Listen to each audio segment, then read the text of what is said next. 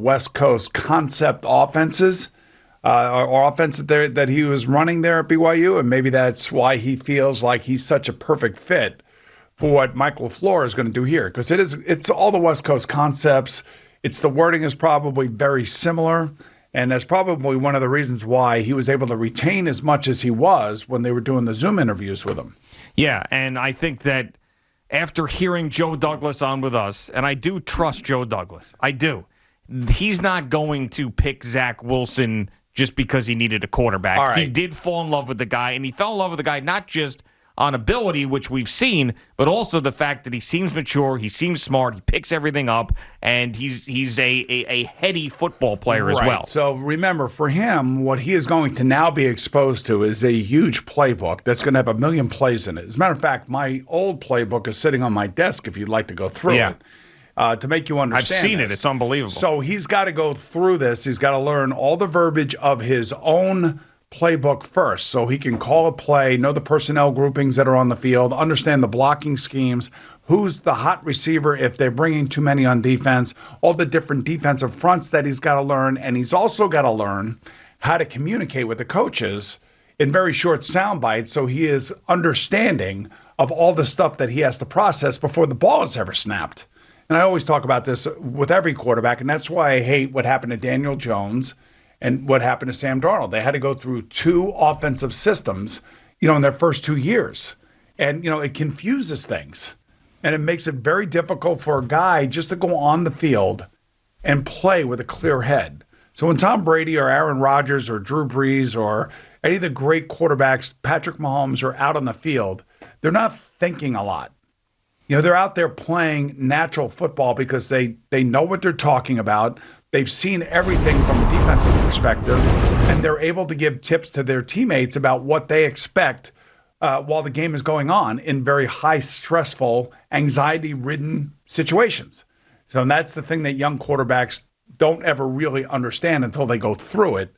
So today is the beginning of that process for one Zach Wilson.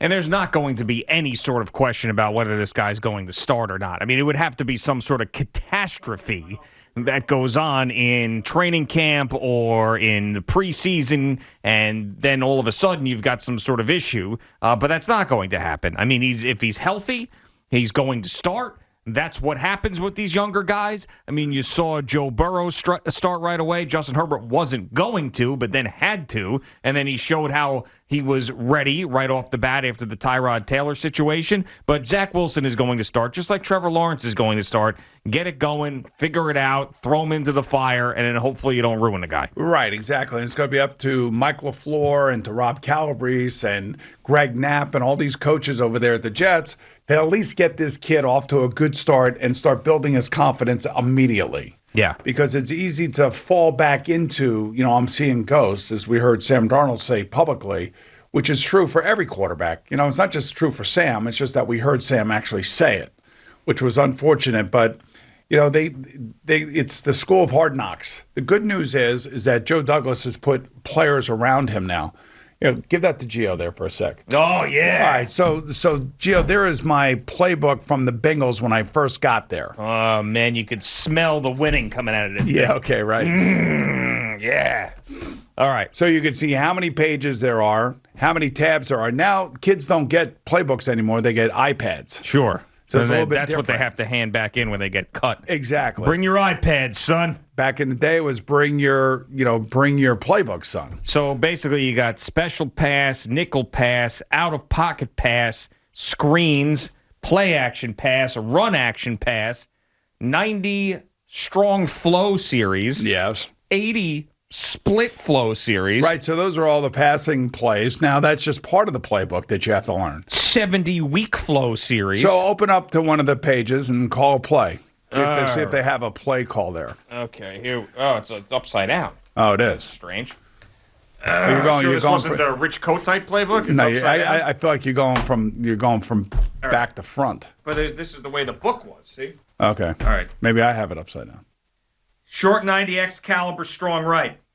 Is that a play? Strong right, short 90X caliber. What's the personnel group? Where the hell am I supposed to say that? It doesn't say. It says audible, short 90X caliber. Okay. Go to another one. Go to another. You're having a hard time. Oh, no. Okay, you're an offensive lineman. Short 80, HB flat. Halfback. Oh, it says HB, though. Yeah, no, but a halfback. Halfback flat. Yeah, you'll have to know that. Somebody will have to tell you that. Audible. Short 80, 81, pancake. Right, pancake. How about that? All right, here's a short 60X option. That's easy. See, but the thing about it is the short 60X option tells X what to do. That means everybody else who's running a route along with the X receiver has to know their corresponding route, and you as the quarterback have to know the corresponding routes that are going along with that play call. Fake 36, counter, buck naked left, pro right. Pro right, fake 36, counter, buck naked left. Yeah, pretty much. Pretty much. Yeah. Progression, halfback, slam flat. 2, Y naked over. There you go. Y naked over. Yeah, why naked over? You like that. Why It's naked over? G naked in his house with no Yeah, no right. blinds. why naked over there? Right. That guy. QB run, go. Alert X and Z. That's all just one play. Yeah, this is a lot. Yeah, then you have to go into the defensive fronts. And you got to look defensive coverages. And, is it a nickel coverage? Is it a dime coverage? Is it cover 2? Is it cover 44? Is it quarters coverage? Is it half field coverage? I mean, it's Who's crazy. the mic? Who's the mic? Number 9 is the mic. What? Spread right, N60, twin option, Yogi. There you go. On 2, ready? I could do this. Okay. Not that hard. Not that hard. Wait, no, I'm kidding. So when you still get on guys who have wristbands. It pisses me off. But I mean, think about all this stuff. Yeah, I never had a wristband.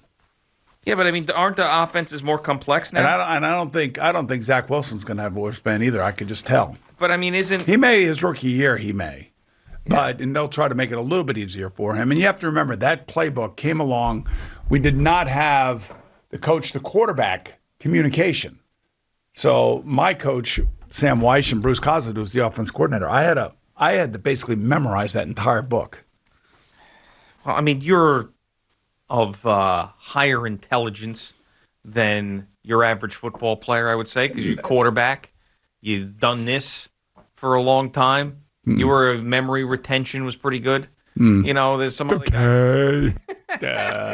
There's some guys out there, But I do think that Zach Wilson has that part of it down. I think he will.